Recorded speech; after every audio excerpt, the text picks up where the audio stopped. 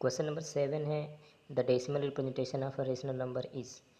यदि आप किसी रेशनल नंबर को डेसिमल के फॉर्म में रिप्रेजेंट करते हैं तो उसका जो डेसिमल फॉर्म होगा, ऑप्शन ए ऑलवेज टर्मिनेटिंग, वो टर्मिनेटिंग आएगा और ये हमेशा आएगा।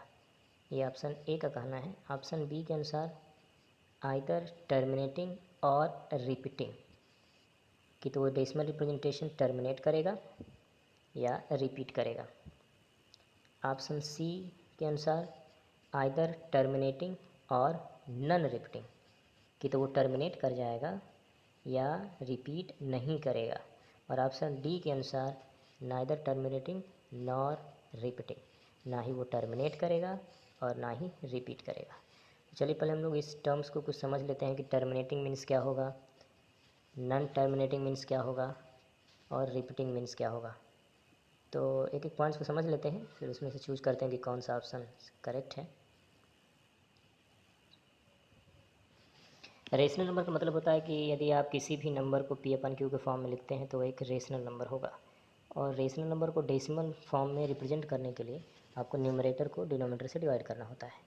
तो जब कभी भी आप न्यूमरेटर p को डिनोमिनेटर q से डिवाइड करते हैं और q 0 नहीं होना चाहिए, तो आप ये पाएंगे कि कभी कभी ऐसा होता है कि सॉल्व करने के बाद जो रिमाइंडर की वैल्यू आती है वो या तो ज़ीरो होती है या ये सॉल्व करने के बाद रिमाइंडर की वैल्यू ज़ीरो नहीं आती है।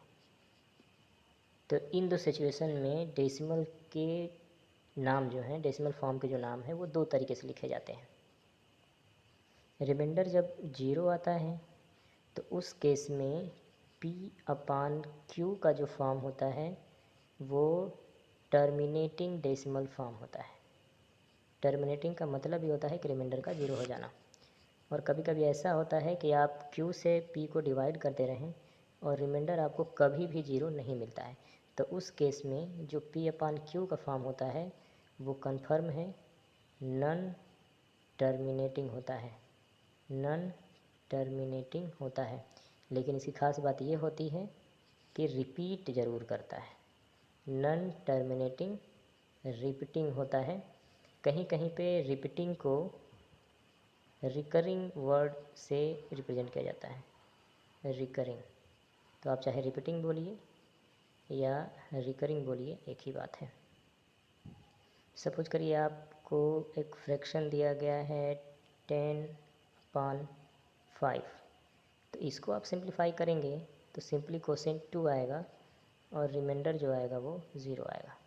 तो 10/5 का जो डेसिमल फॉर्म होगा वो 2.0 होगा और ये एक टर्मिनेटिंग फॉर्म होगा। अब सपोज करिए कि आपको एक दूसरा नंबर दिया जाता है 10/3, तो जब आप इसको सॉल्व करेंगे तो ये जो वैल्यू आएगी वो 3.333 और कभी भी ज़ीरो आप नहीं पाएंगे। कुछ ऐसे समझते हैं, 10 को जब आप 3 से डिवाइड करेंगे तो 3 टाइम पढ़ेंगे तो 9 आएगा और रिमाइंडर आएगा 1। फिर जैसे यहाँ पे पॉइंट यूज़ करते हैं तो यहाँ पे एक ज़ीरो आप बढ़ा सकते हैं, क्योंकि यहाँ पे पॉइंट के बाद एक ज़ीरो तो लिखा ही जा सकता है।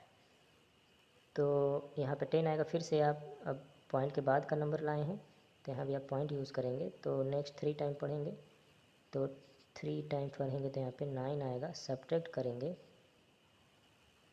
करेंगे तो फिर से 1 आएगा और ये बार बार रिमाइंडर 1 आता जाएगा। इस तरीके से कभी भी रिमाइंडर 0 नहीं होगा। जब r की वैल्यू 0 नहीं होगी तो इस फॉर्म को बोलते हैं नॉन टर्मिनेटिंग रिपीटिंग। तब ऑप्शंस देख लेते हैं। यहाँ से हम लोगों ने ये सीखा कि जो रेशनल नंबर होता है उसका डेसिमल फॉर्म कि तो टर्मिनेटिंग होता है या नॉन टर्मिनेटिंग रिपीटिंग होता है। दोनों में से कोई एक, मतलब 2 फॉर्म्स होते हैं। ऑप्शन देखते हैं। ऑप्शन ए में केवल एक ही रूप लिखा हुआ है, ऑलवेज टर्मिनेटिंग नहीं, कभी कभी रिपीटिंग भी होता है।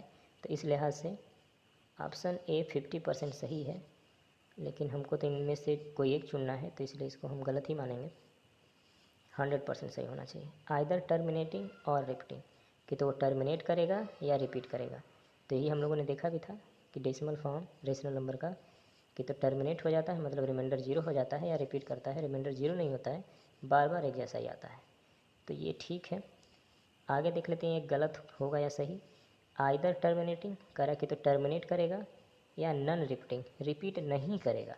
तो जो ये बात बोल रहा है कि रिपीट नहीं करेगा, ये गलत हो जा रहा है।